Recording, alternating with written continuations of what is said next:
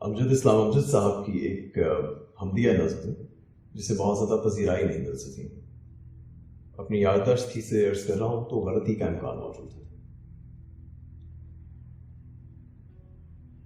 میرے خیالوں کے پیچ و خم سے خلا کے بے سمت وسطوں تک، میرے خیالوں کے پیچ و خم سے خلا کی بے سمت وسطوں تک، جہان اندر جہان بے انت گردشوں کا جو سلسلہ ہے، یہ سب اسی ایک ذات واحد کا آئینہ.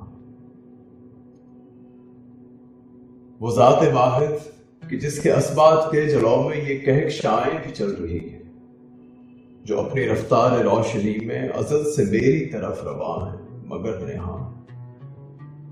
مگر نہاں ہے یہ میری آنکھوں کی دسترس سے کہ میری آنکھیں بس ایک ذرے، بس ایک سورج کی سلطنت میں بھٹک رہی ہے.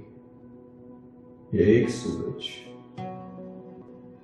سورج کہ جس کی مٹی سے میرے دن رات پھوٹتے ہیں، یہ اس کے گھوڑے کی گرد پا ہے، یہ میری ہستی کا حاشیہ ہے. یہ اس کے گھوڑے کی گرد پا ہے، یہ میری ہستی کا حاشیہ ہے. میں اس کو کس طرح سوچ پاؤں کہ میری آنکھوں کی پتلیوں میں سوائے حیرت کے کچھ نہیں، کہ میری بے صرفہ مٹھیوں میں سوائے حسرت کے کچھ نہیں ہے. جو چھو نہ چاہوں تو چھو نہ پاؤں، زباں پہ جب اس کا نام لاؤں تو ذائقے کی لغت میں لکھے تمام الفاظ بھول جاؤں. میں نیم شب کی گھنی اداسی میں اپنے سائے کے روبرو ہوں اور اس کو آواز دے رہا ہوں، جو صوت و آہنگ کے وسیلوں سے ماورا ہے، جو میری بے سمت خواہشوں کا اتبروا.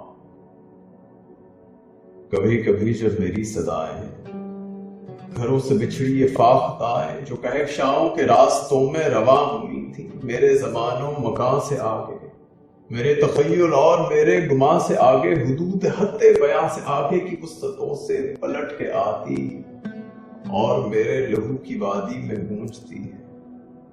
میں سوچتا ہوں، میں اپنے ہونے اور نہ ہونے کے مخمصے میں یہ سوچتا ہوں کہ میرے چاروں طرف جو بکھرا ہوا خلا ہے، میں اس کے اندر ہوں، اس کے باہر ہوں، اس کا حصہ ہوں یا کہ کیا ہے، سب اسی ایک ذات واحد کا آئینہ.